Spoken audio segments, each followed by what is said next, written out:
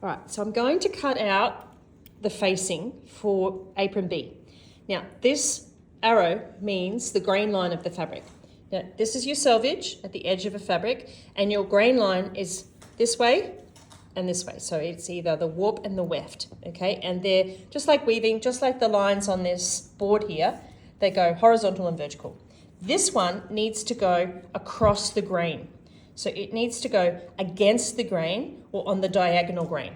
So what you do is I'm going to fold this piece of fabric over like that and place it so that that arrow is running on the straight grain, but it means that we're ending up cutting it out on the diagonal grain.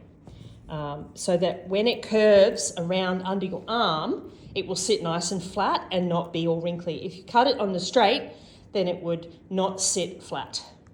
This is a step where we have to put the facings for Apron B on the underarm section. So we are going to be placing these here. The first thing we need to do though is we need to iron all of our seams over. So we're going to iron this over on the end, iron this over on the end, and iron this under.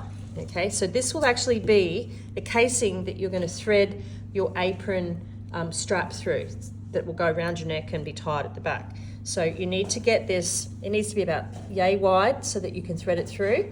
And you can also then add a decorative piece on top. It's the same piece of facing, but that will also, and you will have to iron all of this under as far as your seam allowance is concerned. So that's your first step, is to go and iron the seam allowance here and the double seam allowance on the end. So you'll have to fold this over and iron, and then fold it over a second time and iron. Okay, and I'll show you what that looks like when I've done it. Okay, so you have two pieces. So you're going to have your left side and your right side, and you need to fold this end in like this, and then once again, and then iron that flat. Okay, and you need to do that on both ends.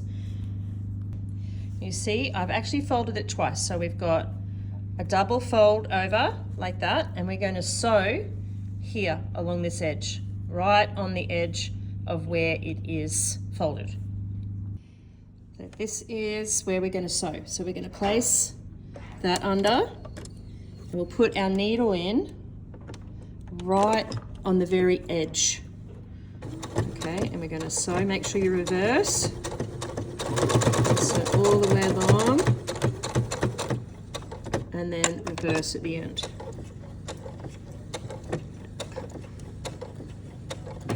Okay, so lift up, and then you have a nice neat sit, and you're going to do that on both ends, on both pieces of facing. Okay, so after you've sewn each end of your facing, that's a bit of fluff, we're going to fold this over and iron that. We only need to iron it over the once. All right, so we've got our facing done. So I've got my ends sewn and I've folded this bit over. We're going to pin this to the right side of the underarm part of our fabric. If you have a notch here and a notch on this side, because you see I've got a little cut there, just match that up, but just match your edges, and we're going to pin our seam allowance here, okay, about 1 centimetre or so on both sides. So we've got both pieces, pin it in, and we're going to sew that seam allowance. All right, so there we go. They're pinned on, right side, so we're going to sew that seam allowance there, and then we're going to iron it over. So we've got our facing attached. We're going to push the facing over like this and iron it down, okay? So we're just going to iron that over like that. So it's sitting, and we're going to sew here on this edge now before we then turn it over and sew it down, okay? And we're going to put our top piece on before we sew that down. So we're just going to do our top stitch first, then we're going to put our decorative piece on, if we're putting a decorative piece on. All right, so for the top stitch, you are not sewing on the actual apron, you are sewing on the facing. So you're just sewing right here on the edge of the facing piece. So it's just going to help it to sit nicely. Okay, so here is my decorative facing piece. So this is just going to go on top of the area where the facing's going. And we just need to go around and fold all of these sections. So we're going to fold this over twice, and we're going to fold this over, and we're going to fold this over. And we're just going to iron it all down. I'll show you what that looks like when it's done. So you can fold these bits over here and sew, and then come back and fold over the next bit. All right, so this is it all folded over. It should be about 4 centimeters wide when you're done. You are folding over double on the end here. So that's a double fold, whereas this is only a single fold on the 2 long sides. So the short side's a double fold. Can you see, once again, we've got these bits sticking out. You'll need to fold them in before you sew. Okay, so make sure you fold them in and they're not sticking out, but fold it over so it's nice and neat.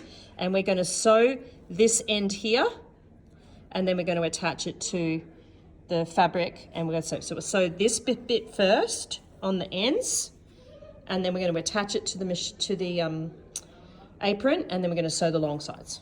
All right, so I have my decorative piece attached. Now when we sew this, we're going to sew along here, down here like this, where the pins are, and to here. Then we're going to stop, and then we will fold that bit in under and pin it with these pins, and then we're going to sew that edge and sew that down at the same time.